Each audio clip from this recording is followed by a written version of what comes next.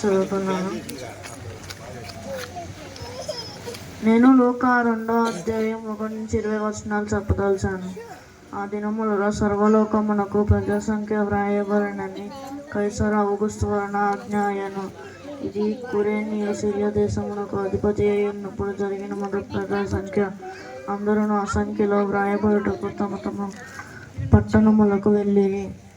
యోసేపు దావీదు వంశములోను గోత్రములోను పుట్టినవాడు గనుక తనకు భార్యగా ప్రదానము చేయబడి గర్భవతి అయ్యుండిన మరియతో కూడా సంఖ్యలో రాయబడుటకు గలిలయలోని నజరేతు నుండి యూదయలోని బెత్లెహేమును బడిన దావీదు ఊరికి వెళ్ళెను. వారక్కడ ఉన్నప్పుడు ఆమె ప్రసవ దినములు నిండెను గనుక తన తొలిచూలు కుమారుని కని పొత్తిగుడ్డలతో చుట్టి సత్రములో వారికి స్థలము లేనందున ఆయనను పశువుల తొట్టిలో పరుండబెట్టెను.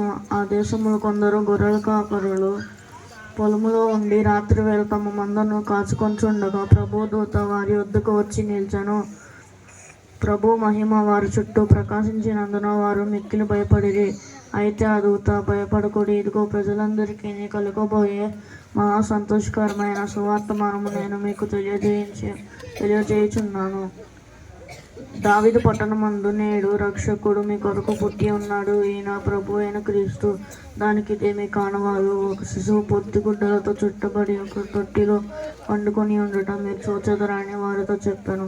వెంటనే పరలోక సైన్య సమూహము ఆ దూతతో కూడా నుండి సర్వోన్నతమైన స్థలములో దేవునికి మహిమయు ఆయనకి ఇష్టలైన మనుషులకు భూమి మీద సమాధానము కలుగునుగాక అని దేవుని స్తోత్రం చేయుచుండెను. ఆ దూతలు తమ వద్ద నుండి పరలోకమునకు వెళ్ళిన తరువాత ఆ గొర్రెల కాపరులు జరిగిన ఈ కార్యమును ప్రభువు మనకు తెలియజేయించి ఉన్నాడు. మనము బెత్లెహేము వరకు వెళ్ళి చూతము రండని ఒకరితోనొకరు చెప్పుకొని త్వరగా వెళ్ళి మరియను యోసేపును తొట్టిలో పండుకొని ఉన్న శిశువును చూచిరి.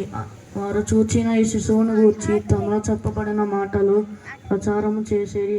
గొర్రెల కాపరులు తమలో చెప్పిన సంగతులను గూర్చి విన్నవారందరూ మిక్కిలి ఆశ్చర్యపడిరి. అయితే మరి ఆ మాటలన్నీ తన హృదయములో తలపోసుకొనుచు భద్రము చేసుకొనెను.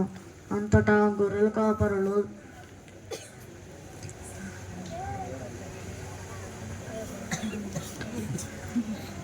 తాము చెప్పబడినట్టుగా తాము విన్నవాటిని కన్నవాటినన్నిటినీ గూర్చి దేవుని మహిమపరచుతూ స్తోత్రము చేయుచు తిరిగి వెళ్ళిరి.